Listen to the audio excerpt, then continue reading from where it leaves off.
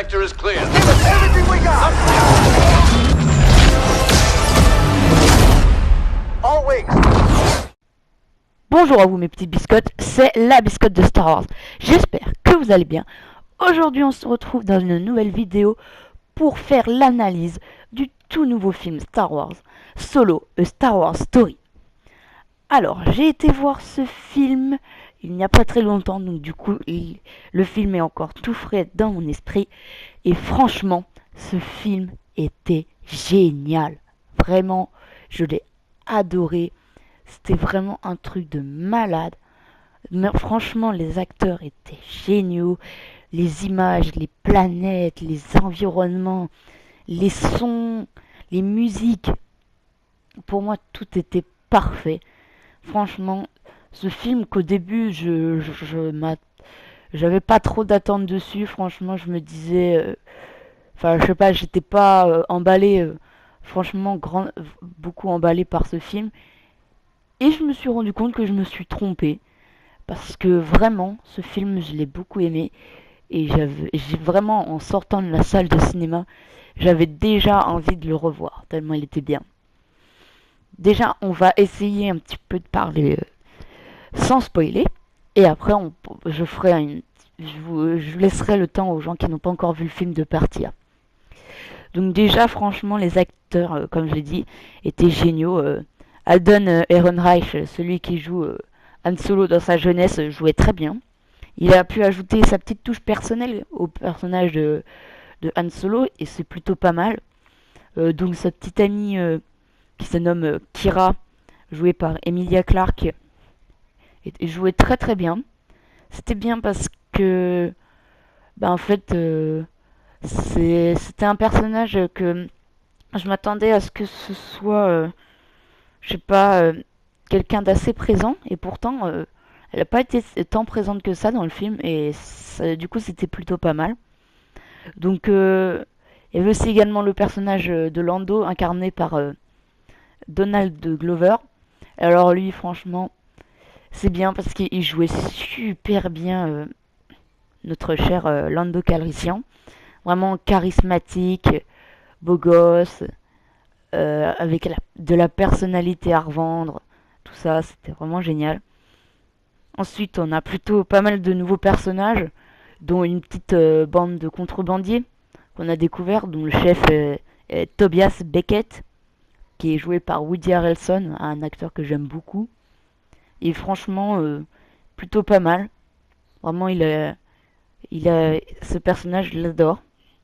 Donc l'équipe est composée, comme je viens de vous le dire, de Tobias Beckett en tant que chef, et d'une fille et d'une femme qui s'appelle Val, et d'un extraterrestre qui se nomme qui se nomme Rio. Je sais plus vraiment c'est quoi son espèce. Il le disait dans le film, mais j'ai oublié. Donc voilà, une petite bande bien sympathique que j'ai beaucoup appréciée. Il y a également, bien sûr, comme dans tout film de Star Wars, il y a toujours un côté méchant et un côté gentil. Donc là, le côté méchant est incarné par le chef d'une association criminelle, donc le chef de l'Aube écarlate, donc qui s'appelle Dryden Voss. Donc un personnage plutôt cool, même si j'ai pas non plus tellement aimé que ça. Il jouait bien, mais je sais pas, j'ai pas totalement accroché au personnage. Et sinon, l'autre méchant, alors là, franchement, c'est énorme. Vraiment, c'était incroyable. Donc l'autre méchant qui s'appelle Enfys Nest. Et franchement, mon Dieu, le thème musical est génial. Le thème musical du personnage, le personnage en lui-même est fantastique. Vraiment, c'était incroyable. Sinon, après, dans le film, bien sûr, on a retrouvé notre bon vieux Faucon Millenium. Pas exactement comme celui qu'on connaissait, hein, il était un peu modifié. On a vu des planètes hein, qu'on n'avait encore jamais vues dans la saga. Tout tout ça, hein. Donc j'ai évité d'en dire plus du coup pour éviter de vous spoiler pour ceux qui n'ont pas vu le film. Donc pour ceux qui n'ont pas vu le film, ça va être le moment pour vous de quitter la vidéo. Donc j'espère que votre séance de... Si vous allez voir le film, j'espère qu'il vous plaira. Donc je vous invite comme d'habitude de liker, partager la vidéo, commenter la vidéo, abonnez-vous. Je vous laisse quelques petites secondes pour partir. A plus. Voilà. Bon, bah normalement, les gens qui n'ont pas vu le film sont partis. Donc du coup, on va pouvoir entamer la partie avec des spoilers. Donc déjà, franchement, il y a beaucoup de choses à dire. Déjà, par exemple, on a la rencontre entre Han Solo et Chewbacca sur une planète dont j'ai oublié le nom. D'ailleurs, je ne sais même pas s'il prononce son nom dans le film. Donc du coup, Han Solo qui est pris pour un déserteur de l'Empire et qui est lancé dans une fosse par des Stormtroopers. Les Stormtroopers disent on va donner à manger à la bête, et au début je me disais ah, il va se faire manger par un rancor, je sais pas, quelque chose du genre. Ensuite, je vois que la bête est poilue quand on la voit de dos, je me dis ah non, finalement c'est un Wampa, je me trompais un peu. Et finalement, je me rends compte que c'est Chewbacca. Et Chewbacca au début qui balance Han Solo dans tous les sens, qui essaye de l'étrangler. C'était énorme. Et ensuite, le moment où Han Solo commence à parler en langue Wookiee à Chewbacca pour lui dire d'arrêter. Ensuite, il s'allie et il s'enfuit. Et ils rejoignent le groupe de contrebandiers de Beckett. D'ailleurs, le groupe de contrebandiers de Beckett qui se retrouve assez rapidement, hélas, diminué dans le nombre à cause d'un casque qui a mal tourné, hein, quand ils ont essayé de voler du coaxium sur un train impérial, hein, parce qu'on a Rio qui se fait tuer par un des hommes de Enfys Nest, et on a Val, la femme de Beckett qui se fait exploser sur le pont pour... Enfin, j'ai pas vraiment compris pourquoi. Mais bon, elle se fait exploser en tout cas sur le pont. Enfin, pour leur donner leur chance, je sais pas vraiment, je sais pas. Et donc du coup, voilà, donc du coup, ils se retrouvent assez vite... bah en fait, du coup, ils se retrouvent comme avant à 3, mais en fait, du coup, il y a plus que Beckett, Chewbacca et Han Solo. Donc ensuite, on a des autres scènes un peu spoiler, comme par exemple bah, la mort de Dryden Voss, hein, tué par euh, par Kira. On a également le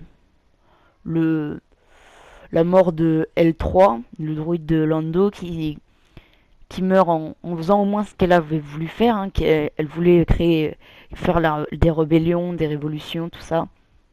Et donc du coup, bah, elle a réussi à faire ce qu'elle voulait, mais elle est morte. Enfin bon, en tout cas, après, elle a fait corps avec le Faucon Millennium, donc c'est plutôt pas mal. Et donc du coup, enfin, c'était pas un druide que j'aimais autant que K2SO, mais je l'aimais bien aussi. Mais K2SO, vraiment, je l'adorais dans Rogue One. Ensuite, voilà, on a plein de trucs. On voit Chewbacca qui rencontre des Wookiees esclaves. Vraiment, ce film nous montre plusieurs aspects de la République, oh, pardon, de toutes les planètes sous l'Empire et sous le, sous le joug des associations criminelles. Et donc du coup, on découvre un peu des ambiances assez horribles, quoi. Donc on a également la mort de Beckett aussi, qui commençait à vouloir plus travailler, tout ça. Il a trahi Han Solo, comme vous le savez, hein. Et donc du coup, Han Solo le tue. Puis Beckett lui dit qu'il a bien fait parce que sinon il allait le tuer. Donc c'est pareil, j'étais assez déçu quand même du comportement de Beckett. Je me disais je pensais pas qu'il partirait comme ça quand même. Mais bon, c'est pas grave, hein. Et donc ensuite, on va pouvoir passer à la révélation choc du film. Donc, vous savez très bien de quoi je vais parler. Je vais parler de Dark Maul. Et ouais, Dark Maul qui fait son retour dans un film. D'ailleurs, je m'y attendais pas du tout. Alors, pas du tout, du tout, du tout. Franchement, quand je l'ai vu euh, arriver, enfin quand Kira a récupéré l'espèce de bague sur la main de Dryden Voss et qu'elle l'a posé dans l'espèce de serrure, quelque sorte, et que ça a fermé les volets, au début je me disais mais qu'est-ce qui va se passer? Et ensuite, l'hologramme qui apparaît, une personne avec une capuche, et là je me dis c'est pas l'empereur il ressemble pas à ça. Ensuite, vraiment après j'hésitais, je savais vraiment pas qui c'était. Et là, il enlève sa capuche et c'est Dark Maul. Mais un Dark Maul comme je le connaissais vraiment pas. Il était amoché, il avait des cicatrices partout, il avait même un œil de travers, j'avais l'impression. Franchement. Et en fait, ce personnage, je pense que il est aussi blessé parce que à la fin de dans The Clone Wars, au moment où l'empereur, du coup Dark Sidious va tuer Savage Opress et Dark Maul, il tue pas Dark Maul, mais il lui dit qu'il a toute autre chose à faire pour lui. Et à mon avis, il a quand même dû un peu le torturer, le blesser, je sais pas. Donc d'ailleurs, pourquoi on voit Dark Maul? Parce que Dark Maul avait fondé le collectif de l'ombre, ou des ombres, le collectif de l'ombre, je crois, qui rassemblait beaucoup de familles, d'associations criminelles en une seule association pour euh, mettre la pagaille dans la galaxie, tout ça. Et donc, du coup, on le revoit parce que l'Aube écarlate, qui était l'association dirigée par Dryden Voss, mais du coup maintenant par Kira, et l'Aube écarlate faisait partie du collectif des ombres. Donc du coup, c'est normal qu'on le voie. Et vraiment, j'étais assez surpris de le voir. Donc du coup, je suis content. Vraiment, j'étais trop content. Donc on a également aussi vu le fameux raid de Kessel en 12 parsecs. Donc c'était vraiment super impressionnant les images. Et maintenant on sait comment se passait le raid de Kessel parce qu'ils en parlaient tout le temps. Ils disaient dans le 4, mon vaisseau, dans le Nouvel Espoir, mon vaisseau a fait le raid de Kessel en 12 parsecs. Dans le Réveil de la Force, vous êtes le fameux Han Solo qui a fait le raid de Kessel en 14 parsecs et le Han Solo répond non en 12. Et donc du coup, voilà, maintenant on sait ce que c'est. Donc écoutez, pour faire un petit résumé, franchement, il faut que vous alliez voir ce film. Il était génial, il était fantastique. Donc allez le voir, franchement. Voilà, c'est tout pour cette vidéo, mes petites biscottes. Je vous invite à vous abonner, à liker la vidéo, à la partager, à la commenter. C'était la biscotte de Star Wars. Je vous dis à plus et que la force soit avec vous. Ciao.